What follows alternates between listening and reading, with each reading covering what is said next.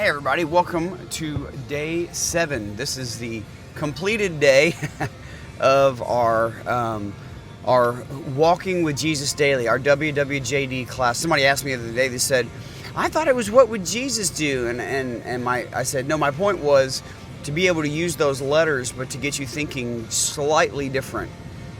Yes, what would Jesus do? Very popular, and everybody knows that.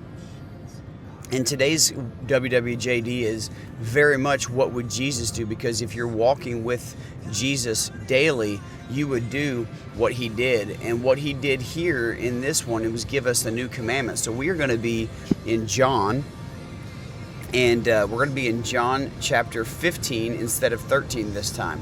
And you're like, whoa, he did it again? And you're like, yes, he did it again. Not to sound like a Britney Spears song. But yes, he did it again. It's John chapter 15 and starting in verse 12. Now, it's not starting in verse 12. That's just where we're picking it up from today, okay? But let me read this to you, and then we'll look through this and see what Jesus is actually saying. He says, "This is my commandment, that you love one another as I have loved you. Greater love has no one than this, that someone lay down his life for his friends. You are my friends if you do what I command you." Now, we can keep reading further. It's beautiful as it keeps going. It's beautiful before this.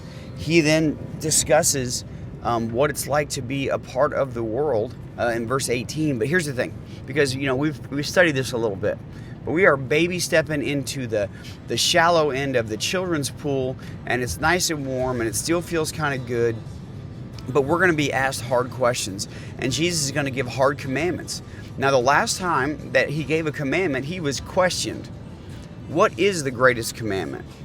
By the scribes. And he answered very wisely, it's to love God with your whole heart, mind, soul, and strength.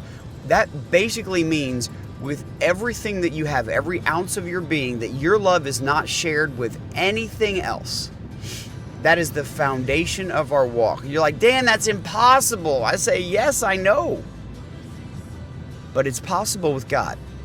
If you ask him and you truly want to, he tells us that he'll draw near to us when we draw near to him, James 4:8. But even a bigger verse is where he says, when they seek me with their whole heart, they will find me. And we've talked about being disciples of so many different things, but to be his completely is a big deal. And that means you got to find him and look for him. And he's not hiding from you. He's actually standing right in front of you. You just keep looking in the wrong direction or looking for the wrong thing. Okay? This is what we're going to study today. He says, this is my commandment. He doesn't say commandments. He doesn't say these are my commandments.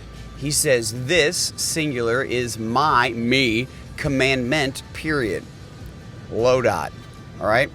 He says that you love one another. Now, if he had just stopped at that is wide open for whatever you want to say. Okay? People love spending time in the church reading their own interpretations. Well, interpretations are really meaningless and worthless, and a great way to start religion and division. That's not what Jesus meant for the church. The entire church was supposed to be unified in his name, in his teaching, in his words. And it requires no one to tell you what it means. If Jesus had said, my commandment is love one another, we would all try to figure out how to do that. And everyone would love differently, because everybody actually, believe it or not, sees, views, and experiences love differently, because we define it in our own ways. He says, as I have loved you. I want you to go love other people in the exact same way that I loved you. All snap. Now we got something big happening. We have Jesus commanding us to love like he does. So we stop to think, well, how does Jesus love me? Sacrificially, selflessly, completely?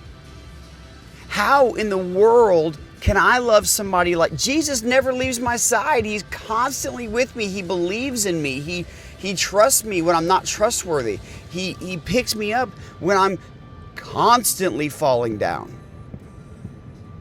He tells me good job when it's really not a great job. He says if you're yoked with me, I'm going to help you out. It's not hard. I'm the one pulling. And you're like, what does it mean to be yoked? Okay, let's put it this way. If he asks you to carry the cross, okay, he's probably asking you to carry the portion of the cross that is like a splinter, while he bears the rest of it on his beaten body that is glorified in beauty and power and spirit. He just wants you to go with him, to walk with him. That's what he's asking. So how do we love like this? Well, he's going to give a little bit of an example. He says, greater love has no one. So there is no greater love for a person than this. Jesus is helping us out again. He's defining what he's saying if we just read it. That someone lay down his life for his friends. We say a lot about these things. I'd take a bullet for that guy. I would definitely die for my children. I would die for my best friend. If they needed something and I was there to be able to do it, I would gladly die for them. I love them so much. Nowhere in this sentence is the word death used. It says lay down his life. What does it mean to lay down your life for your friend? Well, what did Jesus do? Because he said that's how we're supposed to love, right? That means serve. That means give up your own selfish things. Give up what you want. Give up what you think or desire. That's what it means. To lay down your life for your friends means a life that you were living that was once for yourself is no longer for yourself. That means you are selfless and sacrificial. That means you will stop at nothing for the love of Jesus to be seen in every part and every aspect of your life so that that person might be won over. That's what laying down your life for your friends means. And then he just blows this whole thing up in 14. You are my friends if you do what I command you. May we do what Jesus asks and commands us because we are his friend. He is love. He is our God. He is our Savior. The question today is, are you the friend of Jesus? If Jesus calls you his friend, therefore laying down his life for you, and he already did, before you even knew him, before you understood what you were reading, this is what Jesus did. He died for you. He said, I don't care if enter name here loves me or ever gets to know me. Not that he doesn't care. Let me rephrase that. Even if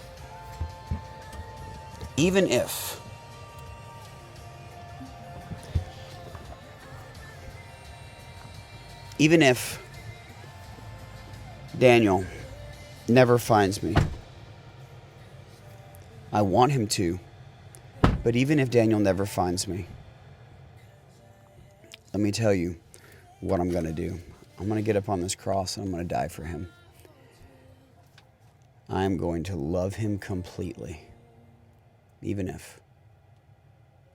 So here's the beauty of this. Jesus already calls you his friend if you keep his commandments. And again, he says, what I command you. And what is his commandment?